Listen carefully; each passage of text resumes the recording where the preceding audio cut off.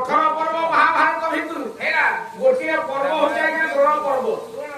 जानछु द्रोण पर्व कथा ए द्रोण पर्व रे से दिन द्रोणाचार्य 105 पिला को लेके परीक्षा करे हैला 105 पिला को लेके परीक्षा करे परीक्षा से की प्रकार परीक्षा हला की प्रकार ओके आज्ञा बस बस आज्ञा की प्रकार परीक्षा देले 105 पिला मन देख सुन बापा बापा विशाल द्रोणगिरी पर्वत ए द्रोणगिरी पर्वत ऊपर गोटे 7 तार ऊपर गोटे स्तंभ पोता हला ए जो स्तंभ पोता हला स्तंभ ऊपर गोटे पूर्ण कुंभ रहिला पूर्ण कुंभ ऊपर गोटे नड़िया रहिला नड़िया ऊपर गोटे गुआ रहिला गुआ ऊपर गोटे गरगड़ रहिला गरगड़ ऊपर गोटे मुग रहिला मुग ऊपर गोटे सोरिष रहिला 7 जोजन दूरରୁ ए 105 पिला ମାନେ ସରାବିଦ୍ଧ କରିବେ 7 ଯୋଜନ ଦୂର ହେଇକି ସରାବିଦ୍ଧ କରିବେ तो 7 ଯୋଜନ ଦୂର ହେଇକି ସରାବିଦ୍ଧ କରିବେ ସୋରିଷର ଡାହାଣ ପଟ ଉଡ଼ିଯିବ ବାମ ପଟଟା ସୁରକ୍ଷିତ ଥିବ ଯିଏ ए प्रचंड परीक्षा उत्तीर्ण हम से गुरु द्रोणाचार्य को प्रशिष्य ए जो विशाल परीक्षा हला से परीक्षा रे केही जणे हेला आज्ञा उत्तीर्ण होई पारलेनी से परीक्षा रे जणे भी केही उत्तीर्ण होई पारनथिले काहा को स्तंभ दिसनथला काहा को नडिया देखा जाउथला काहा को कलश देखा जाउथला 7 जोजन दूर रही सरबिध करबेटी किंतु बेटे कृष्ण शब्द साथी अर्जुन माइला आज्ञा सर माइला परे डाहाण पट सरिसर उड़ीगला बाम पट आज्ञा सुरक्षित रखला द्रोणाचार्य कुंभे पकेले कहे शाबाश बेटा तू हूँ प्रकृत मोर शिष्य तू हूँ मोर प्रकृत मोर शिष्य आज तू मते जहाँ मांगु मागे मुझे अपूर्ण दान करी संगे संगे बड़ चालाक होती आज्ञा नीति कृष्ण शब्द साथी अर्जुन अर्जुन चालाक सहित कहे गुरुदेव क्षत्रिय क्षत्रम क्षत्रिय क्षत्रिय माने युद्धरंता युद्ध विपासु गुरु सबुजाक विद्या आज्ञा शिष्य को देई थांती से लुकाई तो विद्या आज्ञा शिष्य गुरु को पाखे थाई एठी अर्जुन मागिले प्रथम वर कहले गुरुदेव मते आपण वर दियंतु ना कौन से वर ना एई वर मते दियंतु आपण जेति की विद्या जानि छंती हे गुरुदेव मते सेति की विद्या प्राप्त हे हुए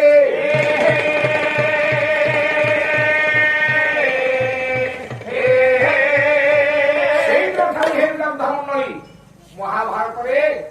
द्रोण को समस्त दुधाई अर्जुन पूरी द्वितीय वर मागिले कहले गुरुदेव आपण मस्तिष्क जिते जे नुआ विद्या मारिब से विद्या शोई खाए बसी खाए उठ खाए चालू खाए से विद्या गोटे प्रतिफलित हम गोटे प्राप्य हम तेणु ये स्पष्ट भाव प्रमाणित होगा अर्जुन द्रोणाचार्य जी योद्धा महाभारत अर्जुन आज्ञा से योद्धा से द्रोणाचार्य समस्त योद्धा जानी बापा माइला गोटे सर संगे संगे संगे संगे से आमटा आज्ञा खसी पड़ा आमटा खसी पड़ी बरबर ही सदज कर जाग्ञ श्रेणी कर आमटा को धरवा पश्चात गोटे शब्द है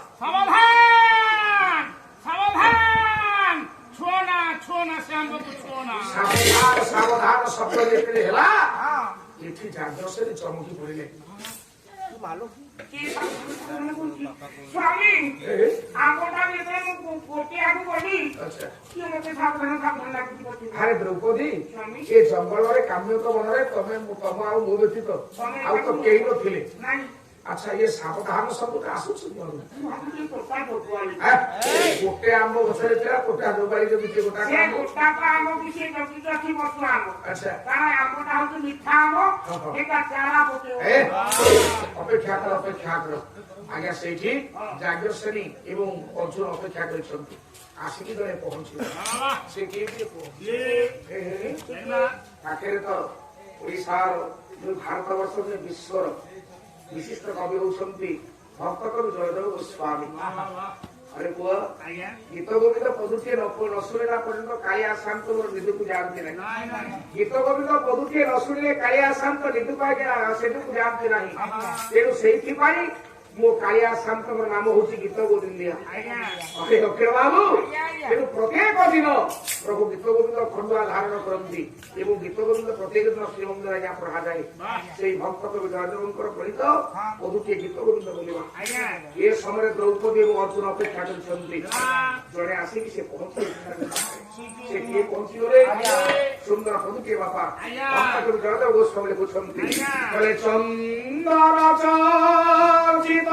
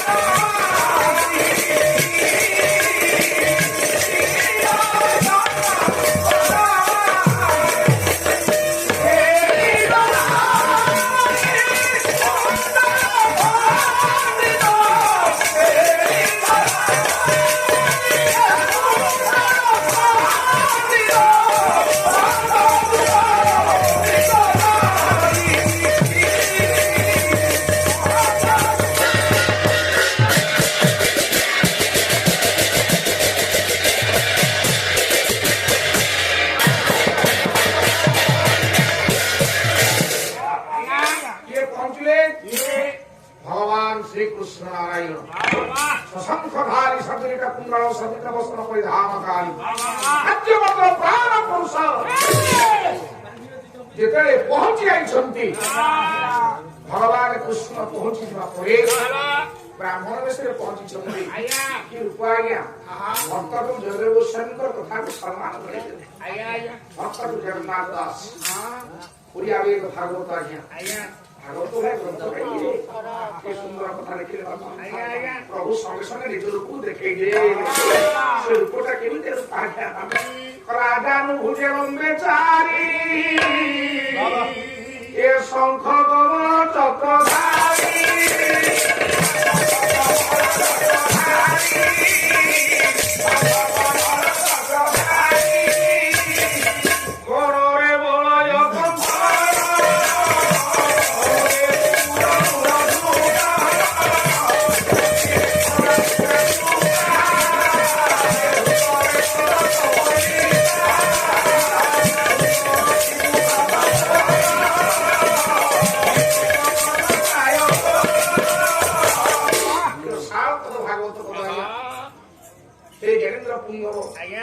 सुंदर लावण्य कोटि कंदर्प बुझे प्रभुंकर जो सुंदर कमनीय कांति प्रभासी पहुंची गले हाथ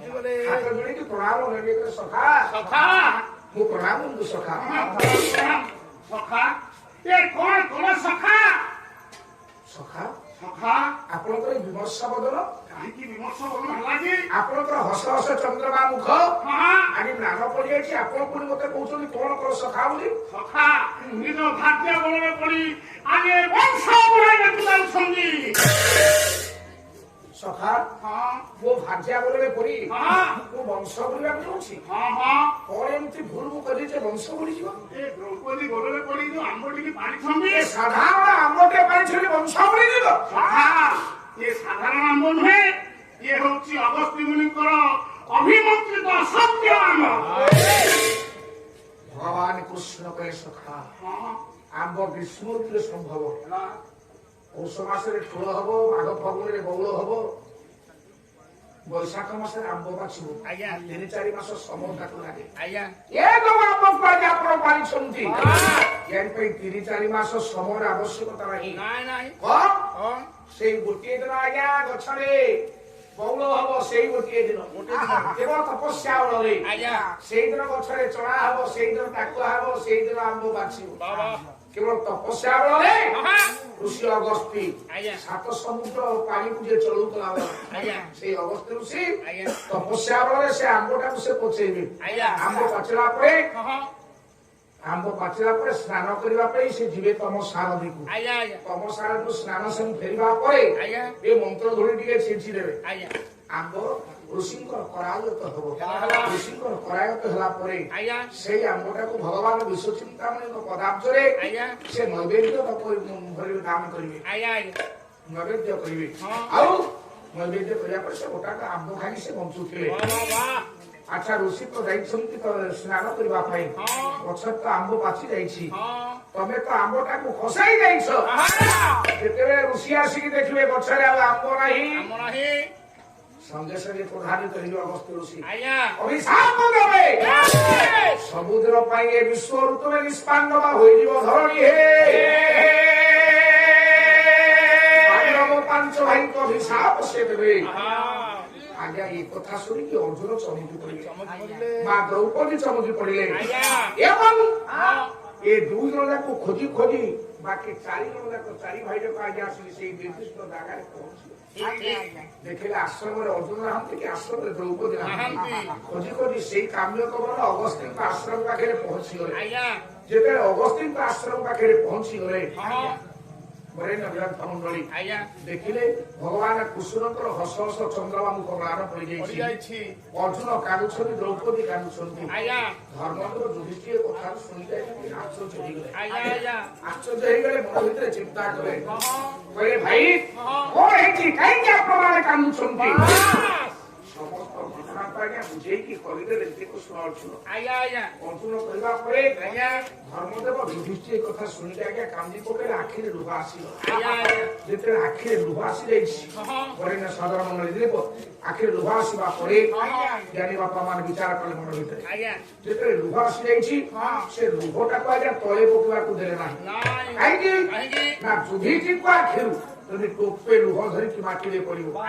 କଥା ବଡ ଭୁଲ ହେଇଯିବ କଣ ଭୁଲ ହେଇଯିବ ନା ଆଜ୍ଞା ଯୁଧିଷ୍ଠିରଙ୍କ ଆଖିରୁ ଲୁହ ଟୋପେ ପଡିଗଲେ ବା କଣ ହବ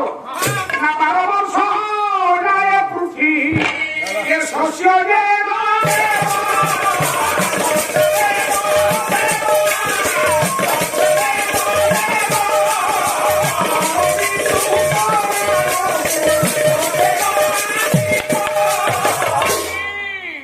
ଯୁଧିଷ୍ଠିରଙ୍କ ଆଖିରୁ ଖାଲି ଟୋପେ ଲୁହ ଯଦି ଆଜ୍ଞା ମାଟିରେ ପଡିଯାଏ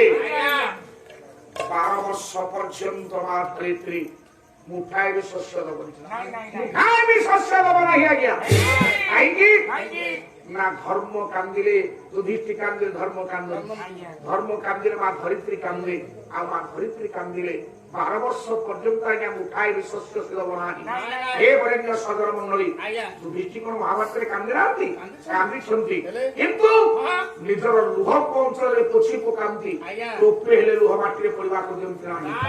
ଟୋପେ ଲୁହ ଯୁଧିଷ୍ଠିରଙ୍କ ମାଟିରେ ପଡିଯାଏ 12 ବର୍ଷ ପର୍ଯ୍ୟନ୍ତ ମୁଠାଏ ଶସ୍ୟ ମା ଧରିତ୍ରୀ ଦବନି କି 12 ବର୍ଷ ପର୍ଯ୍ୟନ୍ତ ମୋହବା ଦେବରାଜ ଇନ୍ଦ୍ର ଟୋପେ ଆଜ୍ଞା ଜଳ ଦବନି ଏ କଣ କମ କଥା ତେଣୁ ପଚାରିଲେ ଭାଇ କାହିଁକି କାନ୍ଦୁଛ ଏ ସମସ୍ତ ଘଟଣାକୁ ଯୁଧିଷ୍ଠିର ଜାଣିଲେ ଯେ ଆମ୍ବଟାକୁ ଅର୍ଜୁନ ଖସେଇ ଯାଇଛି ଏ ଆମ୍ବଟାକୁ ଅର୍ଜୁନ ଯେତେବେଳେ ଖସାଇ ଯାଇଛି ବୋଲି ଶୁଣିଲେ ଜାଣିବା ସମାନ ସେଇଠି ଧର୍ମଦେବ ଯୁଧିଷ୍ଠିର ହାତ ଧରିକି କହୁଛନ୍ତି କହିଲେ ଉର୍ଭେ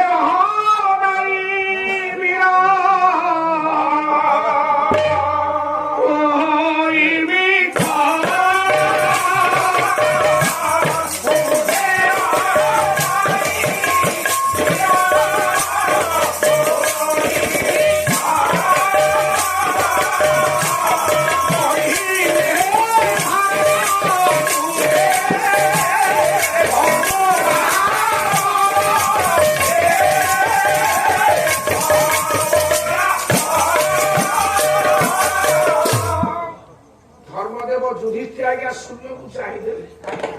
କହିଲେ ହେ ସତ୍ୟର ପ୍ରତୀକ ହେ ଧର୍ମର ପ୍ରତୀକ ହେ ଆର୍ଯ୍ୟବର୍ତ୍ତର ପ୍ରାଣ ପୁରୁଷ ହେ ରସରାଜ ରସିକେନ୍ଦ୍ର ଭୂମି ମୋ ଭାଇମାନେ କେମିତି ବଞ୍ଚିବେ ଆପଣ ସେ ଉପାୟଟା ମତେ ବତେଇ ଦିଅନ୍ତୁ ଜ୍ଞାନେନ୍ଦ୍ର ପୁଙ୍ଗ ଏ କଥା ଶୁଣିକି ଭଗବାନ କୃଷ୍ଣ ଟିକେ ହସିଦେଲେ କହିଲେ ଜ୍ୟେଷ୍ଠ ଭ୍ରାତ ଆପଣଙ୍କର କନିଷ୍ଠ ଭ୍ରାତ ମୋ ସଖା ଅର୍ଜୁନ ମା ଦ୍ରୌପଦୀଙ୍କ କଥାରେ ପଡିକି ଆମ୍ବଟାକୁ ତଳକୁ ଖସେଇଛନ୍ତି ଆମ୍ବଟା ଯଦି ପୁନରାୟ ଯାଇକି ରେମ୍ଭମଣ୍ଡନ କରେ ଆମ୍ବ ରେମ୍ଭମଣ୍ଡନ କରେ ଅଗସ୍ତ୍ୟ ଆଉ ଜାଣିପାରିବେ ନାହିଁ କି ଆପଣଙ୍କୁ ଆଉ ଅଭିଶାପ ଦେବେ ନାହିଁ ବାପା ଏ କଥା କଣ ସମ୍ଭବ ଆଜ୍ଞା ସେଇଠି ଧର୍ମଦେବ ଯୁଧିଷ୍ଠିର ପୁଣି କହିଲେ ଆପଣଙ୍କର ବହି ହେଉଛି ମନବୋଧ ଚଉତିଶା। ମନବୋଧ ଚଉତିଶା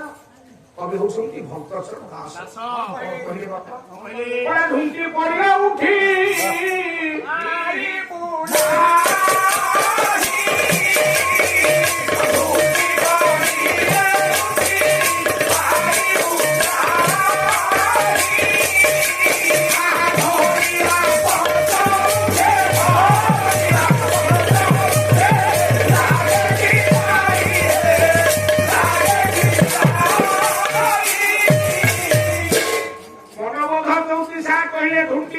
উঠি পারিবু নাহি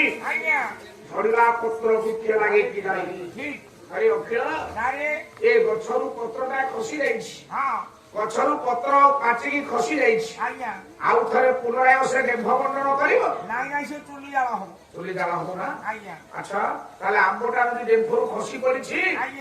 ଏଇଠି ଭଗବାନ କୃଷ୍ଣ କହିଲେ ଡେମ୍ଫରେ ଦେଇକି ଆମ୍ବଟା ଲଗେଇ କିଏ ଦବ? ଯଦି ଅଗସ୍ତି ଜାଣିପାରିବିନି ତୁମକୁ ଅଭିଶାପ ଦେବି 5 ଭାଇ ଯାକ ବଞ୍ଚିଯିବ। ଆରେ ପୁଅ ଆମ୍ବଟା ଥରେ ଖସିଛି ଆଉ ଥରେ ଡେମ୍ଫ ମଣ୍ଡନ କରିବ? ସମ୍ଭବ ନୁହଁ କିନ୍ତୁ ସମ୍ଭବ କରାଯାଇ ପାରିବ। ଏଇଠି ବାପା ମାତ୍ର 5ଟି ଟଙ୍କା ଖର୍ଚ୍ଚ ହବ। ଦୋକାନକୁ ପଳେଇବ ଗୋଟେ ଫେବିକୁଇକ ଜାଣିବ ଡେମ୍ଫ ଲଗେଇଦବ। କି ମୁଣ୍ଡ ଖଟଉଛି ଦେଖ ସେଟା କଣ ସାମାନ୍ୟ ମୁଣ୍ଡ ହଉଛି? ଗଲା ଗୋଟେ ଫେବ୍ରିକ୍ ଆଣିକି ଲଗେଇଦବ ଯେ ଆଉ ଜାଣିପାରିବେନି କି ନାଇଁ ରେ ଏଇ ସତ୍ୟ ଆମ୍ବ ଏ ସାଧାରଣ ଆମ୍ବ ନୁହଁ। ଭଗବାନ କୃଷ୍ଣ କହିଲେ ଜ୍ୟେଷ୍ଠ ଭ୍ରାତ ଏ ଆମ୍ବ ନିଶ୍ଚିତ ଲାଗିବ। ଏ ଆମ୍ବ ନିଶ୍ଚିତ ଭାବରେ ଡେମ୍ଫ ମଣ୍ଡନ କରିବ। ନା କେମିତି? ନା ମୋତେ ଛାଡି ଦେଇକି 6 ଜଣ ମୋ ପାଖରେ ଅଛ। 5 ଭାଇ ଏବଂ ମା ଦ୍ରୌପଦୀ ଏ 6 ଜଣ ଯାକ ମୋ ପାଖରେ ଅଛ। ଭୂପୃଷ୍ଠରୁ ଆମ୍ବ ଡେମ୍ଫର ଦୂରତା ହଉଛି 18 ହାତ। ଜଣେ ଯଦି ସତ କଥା କହିବ ଯେଉଁ ସତ ତୁମ ମନ ଭିତରେ ଲୁଚିକି ଅଛି ଆଜି ପର୍ଯ୍ୟନ୍ତ ଯୋଉ ସତଟା କାହା ଆଗରେ ବ୍ୟକ୍ତ କରିପାରିଲା ଯୋଉ ସତ ଲୁଚେଇକି ରଖିଛ ଭାଇ ଭାଇ ଭିତରେ ଯୋଉ ସତ ଆତ୍ମଗୋପନ ହେଇଛି ସେ ସତଟା ଯଦି ଏଇଠି ସମ୍ମୁଖ ସମସ୍ତଙ୍କ ସମ୍ମୁଖରେ ସେ ସତ ଆଲୋଚିତ ହୁଏ ପ୍ରାୟ ପୁଙ୍ଖାନୁପୁଙ୍ଖାଲୋଚନା ହୁଏ। ସେ ସତଟା ବ୍ୟକ୍ତ କରିଦେଲେ ଜଣେ ସତ କହିଲା ମତିରେ ହାତ ଉଠିବ। 6 ଜଣ ଯାକ ସତ କଥା କହିଲେ 6 ତିରିକି 18 ହାତରେ ଆମ୍ବ ଯାଇକି ଡେମ୍ଫ ମଣ୍ଡନ କରିବ। ଏ କଥା ଶୁଣି ଧର୍ମଦେବ ଯୁଧିଷ୍ଠିର ଆଜ୍ଞା ପ୍ରଥମ ସତ୍ୟର ପ୍ରତିପାଦନ କରୁଛନ୍ତି। ଧର୍ମଦେବ ଯୁଧିଷ୍ଠିର କହିଲେ କଣ କହିଲେ ବାପା? କଣା ବୋଲନ୍ତି ଧର୍ମନନ୍ଦନ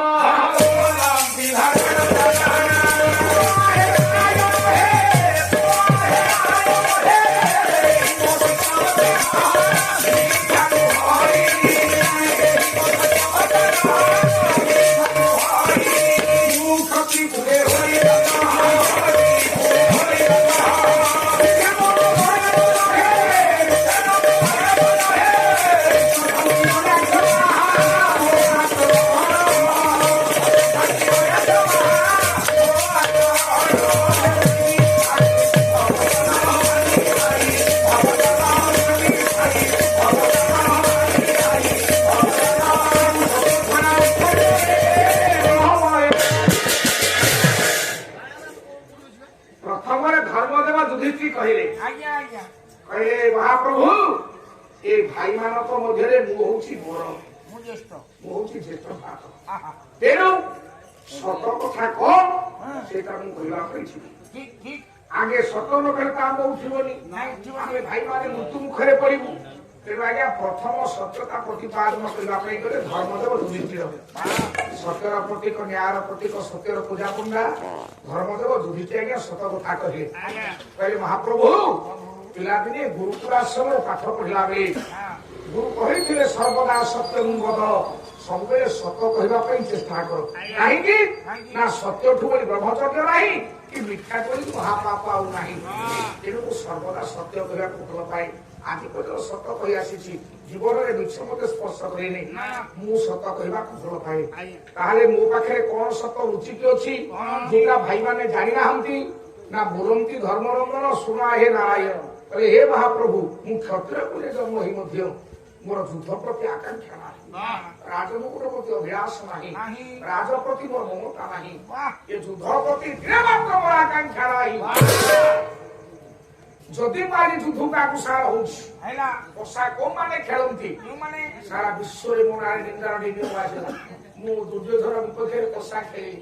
ପୋଷା କୋଉମାନେ ଖେଳନ୍ତି ଆଜ୍ଞା ଦେଖିବା ପୋଷା ଖେଳକୁ ଜୁଆ ଖେଳ କୁହାଯାଏ ଆଜ୍ଞା। ପୋଷା ଖେଳ ଏକ ପ୍ରକାର ଜୁଆ ଖେଳ ନା ଠିକ ତେଣୁ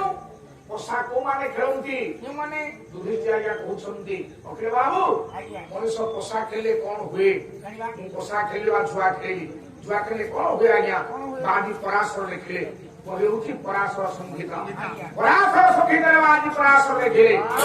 କହିଲେ ଶାଳୀନ କର୍କଟି କାତରମ୍ଭା ଏ ବିନାଶକାଳେ ଫଳ ବୁଡୁବହନ୍ତି ତଥା ମରାରେ তুমি পতি গায়ে তোমার দৈত্যম চম চপুরি পরত্রিয়ম আরে পুয়া ସାରେ কি মূল্যবান শ্লোক ঠিক কইলে বুঝি ছিড়া হুও খেল ଆଜ୍ଞା ମୋତେ ଡାକିଲେ বাজি পরাশর কহিলে ଆଜ୍ଞା শাড়ি ଶାଢ଼ୀ নল ନଳ কর্কটি କର୍କଟି কাচ କାଚ রম্ভা ବା এমানে ফল ধারণ কলে মরিবাটা ধ্রুব সত্য ଶାଢ଼ୀ কে রক্ষা করি পারিবেনি ମାନେ ଫଳ ଧାରଣ କଲେ ମରିବାଟା ସତ୍ୟ মরিবাটা সত্য ମତେ ଟିକେ ହେଲା ଆଗରୁ କହିଥାନ୍ତେ 15 ମିନିଟ୍ মানে ବେକାର ବେକାର ଆମର 17,000 ଟଙ୍କା 17,000 টাকা তোর বেকার হয়ে গেল না বুঝি পারলিনি ମୋ ଶ୍ୱଶୁର କରୋନାରେ ଚାଲିଗଲେ বাপা ঠিক ଅଛି ମୋର ଗୋଟେ ଶାଢ଼ୀ ଥିଲା ହଁ ତା ଦାୟିତ୍ୱ ମୋ ଉପରେ ହଁ ମୁଁ ଗଲା ବର୍ଷ ତାକୁ ବାହା କରିଛି ହଁ ଏଇ ବର୍ଷ ବି ସେ ଫଳ ଧାରଣ କରୁଛି ଆଚ୍ଛା ଯଦି ମୋ ଶାଢ଼ୀ ଫଳ ଧାରଣ କରି ସେ ମରିବ ହଁ। ମୁଁ କାହିଁକି ପିଠାପଣା କରିକି 17,000 ଟଙ୍କା ଗୋଟେ 400 ହାତରେ ପଠେଇଲି ଆଉ କୁହ 407 ରେ 17,000 ଟଙ୍କା ପିଠାପଣା 407 ରେ ପଠେଇଲୁ କାହିଁକି ପଚାଶ 15 ଟଙ୍କା ଲାଗିବ ତୋ ଭଳିଆ ଦାନିଆ ଆଉ କିଏ ନଥିବେ ମାନେ 17,000 ଟଙ୍କା ପିଠା ଗୋଟେ ବାଇକରେ ପୁରା ଯିବ ଆଜ୍ଞା ନଳି ପାମ୍ପଡ଼ ଖାଇକି ଶାଢୀ ବୋଲେ କଣ ବୁଝୁଛୁ ମୋ ସ୍ତ୍ରୀର ସାନ ଭଉଣୀ ଆରେ ନାଇଁ ସେ ଶାଢୀ କଥା ଆମ ନୁହଁ। ପୁଅ ମାନୁଛି ସେ କଥା ନୁହଁ ଶାଢୀ ବୋଲେ ଧାନ ଗଛ ଧାନ ଗଛ ହଁ ଶାଢୀ ବୋଲେ ଧାନ କଣ କରୁଛ ମ? ହଁ ଧାନ ଗଛକୁ ସଂସ୍କୃତରେ କୁହନ୍ତି ଶାଢୀ ବୃକ୍ଷ ମୁଁ ଏତେ ପଢା କାହିଁ ଏଇ ର ଶାଢୀ ଶାଢ଼ୀ ଧାନ ଗଛରେ ଯେତେବେଳେ ଗର୍ଭଣା ସଂକ୍ରାନ୍ତିରେ କେଣ୍ଡା ପଡେ ଆଜ୍ଞା ଆପଣମାନେ ସମସ୍ତେ ଆଜ୍ଞା ଜାଣିଛନ୍ତି ଆଜ୍ଞା ଧାନ କେଣ୍ଡା ପଡିବାର ଠିକ ମାସେ ପରେ ଧାନ ପାଚିବ ଆଜ୍ଞା ଚଷାକୁ ଆସିବ ସେ ଧାନକୁ ଆଜ୍ଞା କାଟିବ ଆଜ୍ଞା ତେଣୁ ଧାନ ଗଛରେ ଫଳ ଧାରଣ କଲେ ଧାନ ଫଳ ଧାରଣ କଲେ ମରିବାଟା ସତ୍ୟ ଆଉ ବର୍ତ୍ତମାନ ହଜାରେ ନେଇକି ତମେ ସୁପର ଡିଏଭି ପକଉନା ଆଉ କୌଣସି ହବ କି ନାଇଁ ନାଇଁ ସେ ଫଳ ତାହା ମାନେ ଧଇଲ ହଁ। ଆରେ ନଳ କହିଲେ ବାଉଁଶ ବାଉଁଶ ବାଉଁଶ ଗଛରେ ବାଉଁଶ ଧାନ ଆସିଲେ ହଁ ବାଉଁଶ ଗଛ ମରିବାଟା ସତ୍ୟ ସେ ଶୁଣି ଯାଅ ତେଣୁ ବାଉଁଶ ଗଛରେ ଫଳ ଆସିଲେ ସେ ମଧ୍ୟ ମରିବ ତାପରେ ଧାନ ଗଛରେ ଫଳ ଆସିଲେ ସେ ମରିବ ଆଜ୍ଞା କର୍କଟି କର୍କଟି କଙ୍କଡା କଙ୍କଡା କଙ୍କଡାର ଶେଷ ସମୟ କେତେବେଳେ ଆସେ ଯେତେବେଳେ ହିରକୁ ଆଣିକି ଚୁଲିରେ ଗଡେଇ ଦେବା ସେତେବେଳେ ତା ଶେଷ ଏ, ନାଇଁ ରେ ମୋର ବାସେ ଲାଗି ତା ନାଇଁ ନାଇଁ କଙ୍କଡା ଛୁଆ ଆରମ୍ଭ କଲେ ଦେଖାଇ ବଡ କରି ଛୁଆ ଜନ୍ମ କଲେ ଆଜ୍ଞା ମା କଙ୍କଡାଟା ମରିବାଟା ସତ୍ୟ ସେ ପେଟ ଦେଖିକି ଉପରକୁ ପଡିବ କର୍କଟି କାଚ କଲେ ତେଲୁଗୁଣି ତେଲୁଗୁଣି ପକେଇ ପକେଇ। କେତେବେଳେ ପରେ କେତେବେଳେ? ନା ଯେତେବେଳେ ମଳା ମଳା ଛୁଆ ଜନ୍ମ କରେ ପଇସା ହେଇକି ଶୋକିକି ରହିବ ସେ। ନଳ କାଳେ ଶାଳୀ ନଳ କର୍କଟି କାଚ ରମ୍ଭା କଲେ କଦଳୀ ଗଛ କଦଳୀ ଗଛ। କଦଳୀ ଗଛର ଶେଷ ସମୟ କେତେବେଳେ ଆସେ ଯେତେବେଳେ କାନ୍ଧିକି ସେ ପକେଇବ ହଁ ଚଷାକୁ ଯେତେବେଳେ ପାକଳ ହେଇଯିବ ନେଇକି ମାର୍କେଟରେ ବିକିବ କାନ୍ଧି ଟିକେ ପଡିବ 2-4ଟା ପୁଆ ତା ମୁଣ୍ଡରୁ ବାହାରିବ କିଲୋ ବାହାରିବ ତ ଦି ଚାରିଟା କଣ ବାହାରିବ ଚାରିଟା ହଁ ଚଷା ପୁଅ ଯିବ ବାପା କାନ୍ଧି ଟିକେ କାଟି ଦବ ମାର୍କେଟରେ ନେଇକି ବିକିବ ମଟନ ଗୋଟାକ ହଉଛି 10 ଟଙ୍କା ହଁ ହଁ ତରକାରୀ ଖିଆ ପାଚଲା ଖିଆଟା ଖାଅ ଆରେ ପୁଅ ମାର୍କେଟରେ ବିକିକି ସିଧା ଘରକୁ ପଳେଇ ଆସିବ କଦଳୀ ଗଛର ମୂଳକୁ ହାଣିବ ତାକୁ ପରସ୍ତ ଛଡିକି ଗୋଟେ ବାଗଲାଇକି ଭଳିଆ କଦଳୀ ଟିକେ ଲାଗି ବିକିବ ମଞ୍ଜା ସବୁ ଶାଢୀ ପଡିଶା ସବୁ ଚାକିରି ଚାକିରି କଦଳୀ କାହାକୁ ଦବନି କଦଳୀ ମଞ୍ଜା ଦବ କଦଳୀ ସିଏ କଣ ଖାଇବ କି ଆଉ? ମାର୍କେଟରେ ଆଚ୍ଛା ମଞ୍ଜା ଚାକିରି ଚାକିରି ସବୁ ସାହି ପଡିଶାରେ ବାପା ବିକି ଦବ ଓ ୟା ନା ହଉଛି ମଞ୍ଜା ପେଟର ଯାହା ଦୁର୍ଗୁଣ ଥିବ ସବୁ ବାହାର କରିଦବ ଆଉ ଆକୁ ତରକାରୀ କରିକି ତମେ ଖା ଭାତ ଟେଷ୍ଟ ଲାଗିବ ଏ ମଞ୍ଜାକୁ ତମେ ଯେମିତି ରାନ୍ଧ ହଁ। ତା କଚ କଚ ମରିବ ଏ! ଯେମିତି ରାନ୍ଧ ପଡିବ ଆରେ ପୁଅ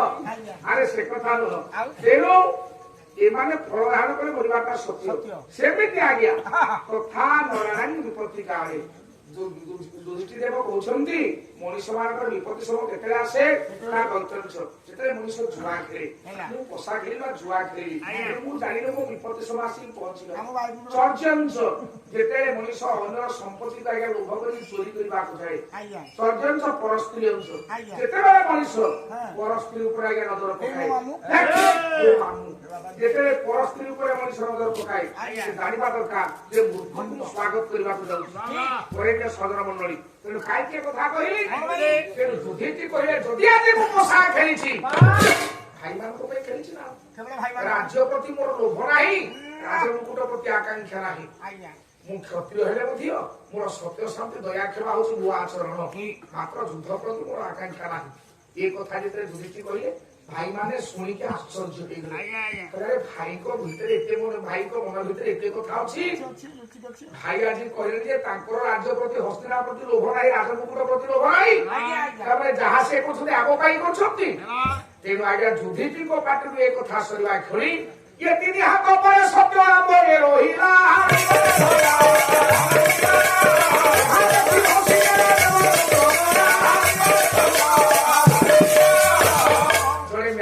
ଯାଦୁକର ତାରି ପାଖରେ ହାର ମାଣିବ ଭୂମିରେ ଲୁଟୁଥିଲା ଆମ୍ବ ଆଜ୍ଞା ତିନି ହାତ ପରେ ସତ୍ୟ ଆମ୍ବ ରହିଲା ଯେତେବେଳେ ତିନି ହାତ ଉପରେ ଆମ୍ବ ରହିଛି ଧର୍ମଦେବ ଯୁଧିଷ୍ଠିରଙ୍କ ପାଖରୁ ସତ କଥା ଶୁଣିବା ପରେ ତାପରେ ଭୃକୋଦର ଗଦା ନାୟକ ଭୀମସେନର ପାଳି ପଡିଗଲା ଯେତେବେଳେ ଭୀମସେନ ପାଳି ପଡିଯାଇଛି ହାତ ବେଳିକି ଭୃକୋଦର ଗଦା ନାୟକ ଭୀମସେନ କହିଲା ମହାପ୍ରଭୁ ଭାଇ ତାଙ୍କର ସତ କଥା କହିଲେ ସତ କଥା କହିବାରୁ ତିନି ହାତ ଆମ୍ବ ଉଠିଲା ମୁଁ ହଉଛି ଦ୍ୱିତୀୟ ପାଣ୍ଡବ ଭୀମସେନ କେତେ କଥା ନାହିଁ ମନରେ ନା କେତେ ଭୁଲ ନାହିଁ ମନରେ ମହାପ୍ରଭୁ ମୋ ମନ ଭିତରେ ଯୋଉ ସତ ଲୁଚିକି ଅଛି ଆଜି ପର୍ଯ୍ୟନ୍ତ ଭାଇ ମାନଙ୍କ ପାଖରେ ବ୍ୟକ୍ତ କରିପାରୁନି ଆଜି ସେ ସତ ମୁଁ କହିବା ପାଇଁ ଯାଉଛି ହାତ ଯୋଡ଼ିକି ବୃକୋଦର ଭୀମ କହିଲା ମହାପ୍ରଭୁ ଏ ଯେତେ ମୋ ଭାଇ ମାନେ ଅଛନ୍ତି ମୋତେ ଛାଡ଼ିଲେ ମୋର ଚାରି ଭାଇ ମୋର ଗର୍ଭଧାରିଣୀ ମା ଏବଂ ମୋ ସ୍ତ୍ରୀ ଦ୍ରୌପଦୀ ଏମାନେ କେହି ଜଣେ ହେଲେ ମୋତେ ଭଲ ପାଆନ୍ତି ନାହିଁ ସତ ପ୍ରାୟ କହିବେ ମନେ ମନେ ମନରେ ରଖିଲେ ଏ ଆମ୍ବ ଉଠିବ ନାହିଁ ତେଣୁ ଆଜ୍ଞା ସତ କଥା କହିଲା ଭୀମ କହିଲା ଆଜି ଭାଇ ମାନଙ୍କ ଆଗରେ ମୁଁ କହୁଛି କେହି ଜଣେ ମୋତେ ଭଲ ପାଆନ୍ତି ନାହିଁ କାରଣ କଣ ମୁଁ କଣ ଅପରାଧ କରିଛି ଯେ ଭାଇ ମାନେ ମୋ ସ୍ତ୍ରୀ କି ମୋ ମା ମତେ ଭଲ ପାଇ ଗର୍ଭଧାରିଣୀ ମା ଯେ ଜନ୍ମ ଦେଇଛି 5 ଯାକ ପୁଅ ତାରି ପାଇଁ ସମାନ 5 ଯାକ ପୁଅ ତାରି ପାଇଁ ସମାନ ଆଜି ଆମେ ପାଲାକାର ଓଡିଶାର 4,000 ପାଲାକାର ବିନିମ ବଜେଇକି ବାପା ମାଙ୍କର କଥାକୁ କହୁ ଯେ ବାପା ମା ସେବା କର ଆଜ୍ଞା ଆମ ଶାସ୍ତ୍ର ଧର୍ମ ପିତୃଦେବ ଭବ ମାତୃଦେବ ଭବ ଅତିଥି ଦେବ ଭବ ଆଚାର୍ଯ୍ୟ ଦେବ ଭବ ଆମେ ସମସ୍ତେ ଆଜ୍ଞା କହିଥାଉ କିନ୍ତୁ ଅଖିଳ ଏବେ ଗୋଟିଏ କଥା ଆଜି ମନେ ପଡେ 2-3 ଦିନ ହେଲା ମୋବାଇଲରେ ଆପଣମାନେ ଦେଖୁଥିବେ ଭାଇରାଲ ହେଇଛି ପୁଅ ବୋହୂକୁ ପୋଡିକି ବାପା ମା ଦେଇଛି ସତ ଜିନିଷ ଆପଣମାନେ ଜାଣିଥିବେ ପୁଅ ବୋହୂକୁ ପୋଡି ଦେଇଛି ବାପା ମା ଆପଣ ଚିନ୍ତା କରନ୍ତୁ ଖାଲି କର୍ତ୍ତବ୍ୟ ପୁଅ ମାନଙ୍କର ବାପା ମାଙ୍କ ସେବା କରିବା ବାପର କିଛି କର୍ତ୍ତବ୍ୟ ନାହିଁ ପୁଅ ମାନଙ୍କ ପ୍ରତି ପୁଅ ଝିଅଙ୍କ ପ୍ରତି ବାପାଙ୍କର କିଛି କର୍ତ୍ତବ୍ୟ ନାହିଁ ଆରେ ପୁଅ ଏଇଠି ମୁଁ କଣ ଭୀମ କହୁଛି ମା ଯିଏ 5ଟା ପୁଅ ଜନ୍ମ କରିଛି 5 ଯାକ ପୁଅ ତାରି ପାଇଁ ସଭା କିନ୍ତୁ ମୋ ମା କୁନ୍ତୀ ପାଖରେ ଏସବୁ ନାହିଁ ମୋ ଭାଇ ମା को पाखरे से सब स्नेह मो प्रति नाही जो स्त्री की आम 5 भाई को विवाह करछु से स्त्री मधे मत भलो पाए मोरी पई पारी कोले 5 भाई को निर्दिष्ट बार रे दिबा पई मोरी पई मते धरि की पारी कोले आउ सत कथा मु लीति पई कहूछी जे मान को मोला मोहरु बंचेवा लोक कहूची मु माने नथाम आजि पर्यंत माने मोरी सारम देले ताको बंचेवा लोक मु किंतु माने केही मते भलो पांते ताले मो दुर्गुण कोन मोर असुविधा कोन हला के भाई माने मते केही भलो पांते नाही आज्ञा सेई ठाकुर मानकर भक्त सळदास कहिले कोन कहिले बापा राजेते खाइले मोहर पेटर पुरई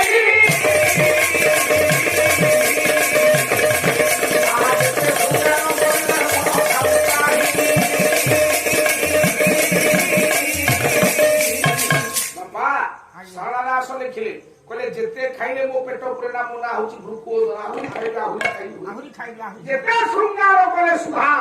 मो मन शांति हुए ना आपण पर ये कथा को कृष्ण सिंह महाभारत आगे मध्य वर्णना अछि आया जे महाभारत कृष्ण सिंह गणपति महाराज लिखिछन्ति ବ୍ୟାସକୃତ ମହାଭାରତ ସାଙ୍ଗରେ ତାଙ୍କର ଭଲ ସମ୍ପର୍କ ଆଜ୍ଞା ସେତେବେଳେ ଗୁଣି ଜ୍ଞାନୀ ଲୋକ ସେତେବେଳେ ହରିଦ୍ୱାରରେ ପାଠ ପଢିକି ଆସିଥିଲେ କହିଲେ ଶୃଙ୍ଗାର ତୃପ୍ତି ଭୀମ ଭରରେ ଅତୃପ୍ତି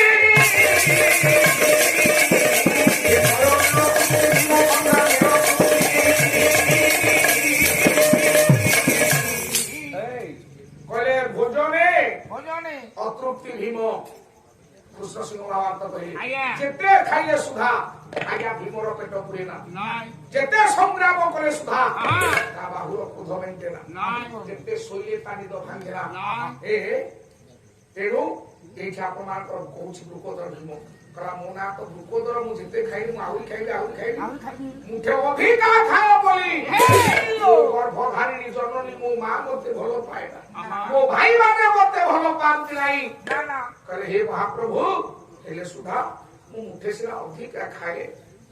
ଏମାନଙ୍କୁ ମଲା ମୋହର ବଞ୍ଚେଇଛି ମୁଁ ଯୋଉଦିନ ମାନି ଦୁର୍ଯ୍ୟୋଧନ ମାନ ଚକ୍ରବର୍ତ୍ତୀ ଦୁର୍ଯ୍ୟୋଧନ ଯତୁ ଗୃହରେ ଏମାନଙ୍କୁ ପଢିବା ପାଇଁ ଆମ ସମସ୍ତଙ୍କୁ ବିଧିବଦ୍ଧ ଯୋଜନା କରିଥିଲା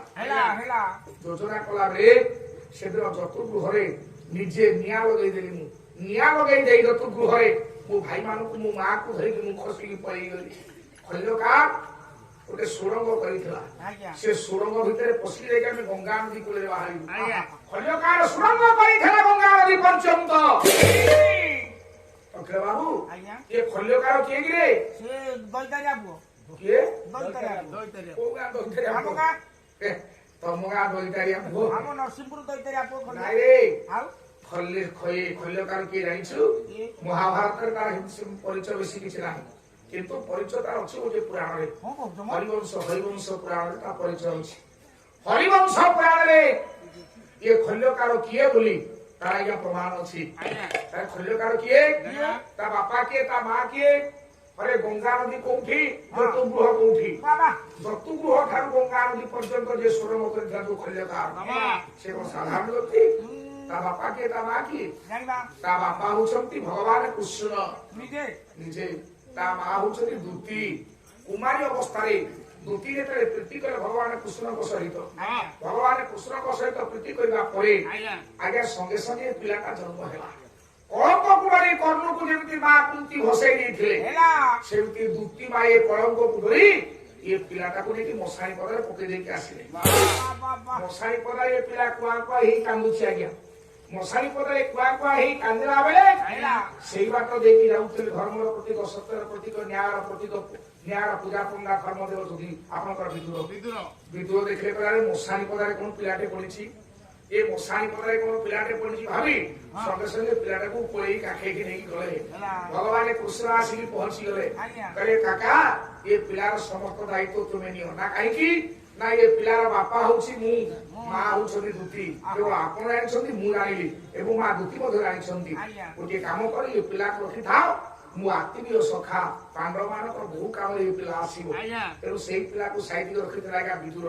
जो विदुर साइड रखि दिले से पिला आगे सुरंग को धला गंगा नदी पर्यंत हिमो करा प्रभु ये जतु ग्रहरे मुया लगे देखि भाई मान को बंचे कि नहीं कि पळे गंगा नदी कूले पहुंचिलु आमे गंगा नदी कूले पहुंचिलु मोहर गुरु जाई कोन कामतार रे करिलु कोन मोहर गुरु कामतार रे करिलु ना गंगा नदी कूले करब ही रे गंगा रे बसिलु ओटे भयंकर असुर आसी हम सम्मुख आगे जा ताना होछि कुंभीर दत्य ये कुंभीर दत्य जणो को न खाइला आज्ञा से मोटे छाइबो ना से जणो को खाइले बाट छाइबो देखंतु रूपधर भीम करा प्रभु आपण चिंता करतु मोते मो मां केते भलो पाए मो भाई माने केते भलो पांती संगे संगे मो मां जे जन्म देछि गर्भधारी मां 5 दिन पो ताई पई समान मो मां छिड़ाई पला कला मो युधिष्ठिर भलिया पु को देबिनी नाही तापरे मो ना कहया कथा मो ना टाउ कहलानी नाही छाडी देला मो ना छाडी देला कला मो अर्जुन भलिया पु को देबिनी नाही नकुल देखिबा को विश्व संगे सुंदर सुंदरिया पु नकुल को देबिनी सानो को मा देइथले जे मु देबी सहदेव को देई पाइबिनी अरे पुआ रूपधरा भीम करा डंगारे मु बससे आज्ञा चारि भाईना कोरा मो बा कहि देला किंतु मो राता कहला भाई एठी जानारे धर्मर डिंडी बाजुछि धर्मर बड़ भाई धर्मावतार धर्मर प्रतीक धर्म युधिष्ठिर ସଙ୍ଗେ ସଙ୍ଗେ କହିଲେ ଜନନୀ ଜନ୍ମଭୂମି ସ୍ୱର୍ଗାଗତି ଜଗତରେ ସବୁଠାରୁ ମା ହଉଛି ବଡ। ମା ଠୁ ଆଉ ବଡ କେହି ନାହାନ୍ତି। ଅର୍ଥାତ ମାକୁ କୁମ୍ଭୀରକୁ ଦବେଇ ହେବ ନାହିଁ। ଆରେ ପୁଅ ମା ତ ଯିବନି, ଏ ଚାରି ଭାଇ ତ ଯିବେନି। ଆଚ୍ଛା ଡଙ୍ଗାରେ ରହିଲା କିଏ? ଏଇ ମଙ୍ଗଳାଖିଆ ଭୀମ। ମଙ୍ଗଳାଖିଆ ଭୀମ। ରହିଲା ଆଜ୍ଞା ଡଙ୍ଗାରେ ରହିଲା ଭୀମ। ସେଠି ଭୀମ କହୁଛି କହିଲା ପ୍ରଭୁ ଏମାନେ କେହି ଜଣେ ହେଲେ ମୋ ନାଁ କହିଲେ ନାହିଁ। ମୁଁ ସେମିତି ଅପେକ୍ଷା କରିଥାଏ। ମନ ଭିତରେ ଚିନ୍ତା କଲି କହିଲି ସବୁଠାରୁ ଅଯୋଗ୍ୟ ହଉଛି ଏ ଭାଇମାନଙ୍କ ମଧ୍ୟରେ ମୁଁ। ସବୁଠୁ ଭାଇମାନଙ୍କ ଭିତରେ ମୁଁ ହଉଛି ଅଯୋଗ୍ୟ। ତେଣୁ ମୁଁ ମାର ଦରକାର ନାହିଁ। ମୁଁ ମାର ଦରକାର ନାହିଁ କି ଭାଇମାନଙ୍କ ଦରକାର ନାହିଁ କି ସ୍ତ୍ରୀର ଦରକାର ନାହିଁ। ତେଣୁ କାହିଁ ପାଇଁ ରଖିବି ଏ ନିମରି ମନ।